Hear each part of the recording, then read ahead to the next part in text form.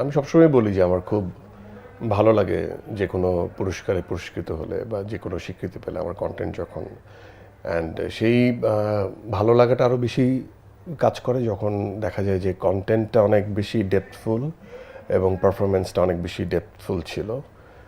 We can try এবং তারপর স্বীকৃতি দেওয়ার মানুষ আলাদা, কিছুটা দর্শক, কিছুটা কন্টেন্টের প্রতি আন্ডারস্ট্যান্ডিং যাদের আছে সব কিছু মিলিয়ে। So it's a very nice experience. দাগির পারফরমেন্স দাগ কেটে গিয়েছে অনেকের মনে এবং দর্শকরা কিন্তু সেই ভালোবাসার প্রমাণ মনে হয় এভাবেই দিল, ভোট এগিয়ে দিল আপনাকে। এবং একই সাথে চারিদিকে প্রচুর কাজ হচ্ছে, ভালো ভালো কাজ হচ্ছে, আপনিও দম ফেলার ফুরসত পাচ্ছেন না। ঈদেও দম রিলিজ হলো, যেটির শুটিং নিয়ে অনেক বেশি চর্চা ছিল। খুব ভিন্ন একটি পরিসরে, ভিন্ন আঙ্গিকে শ্যুট করা হয়েছে, ভিন্ন এনভায়রনমেন্টে, এবং এখনও চলছে, সিনেমা হলে মানুষ দেখছে। সেই গল্পে যাওয়ার আগে আমি একটু দাগির যেহেতু পুরস্কার প্রাপ্তি হলো, ছোট করে বললেনও যে কাজটা যখন ডেপথফুল হয় তখন আরো বেশি ভালো লাগে। সেই কাজটার ডেপথ ছিল, দর্শক পছন্দ করেছে। দাগির মতো একটি চরিত্রের পরে অন্য চরিত্রে যাওয়ার জার্নিটা কেমন ছিল?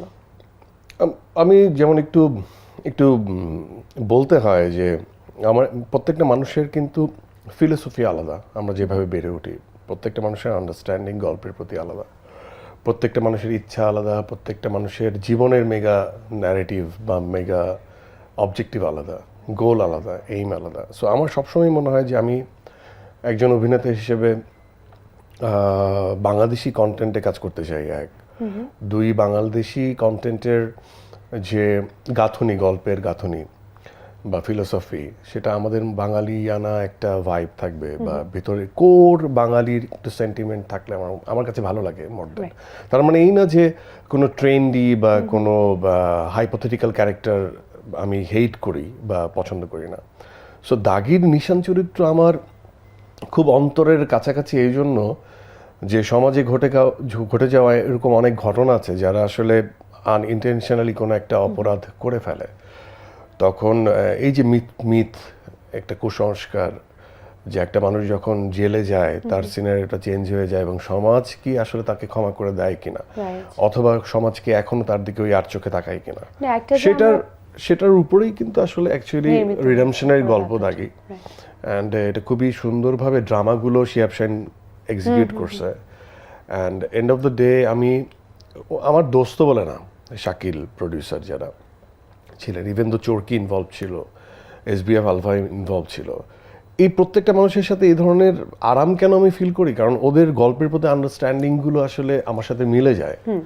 খুবই হাইপোথেটিক্যাল জায়গা থেকে হয়তো ভাবে না, ভাবলে হয়তো আমাকে হয়তো ভাবে না, কারণ ওরা আমার টেস্ট লেভেলটা বা টেস্ট বারটা সম্পর্কে ধারণা রাখে। হ্যাঁ, তো ওই জায়গা থেকে আমি দাগির নিশান চরিত্র আমার কাছে বরাবরই খুব আলাদা এবং স্মরণীয় হয়ে থাকবে।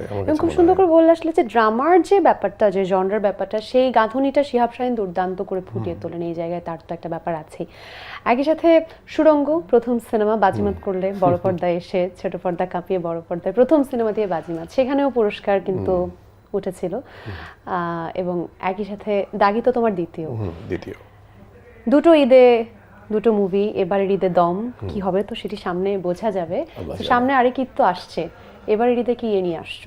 এটা একটু আড়াল থাক, কিছু নিয়ে আসছি কি আসছি না। আমাদের তো প্ল্যানিং থাকে, অনেক সময় আমরা সবাই আসলে জানিয়ে প্ল্যান করে, অনেক সময় হিডেনলি প্ল্যান করতে হয়। তো আমি জানি না এবার ঈদে কি হবে।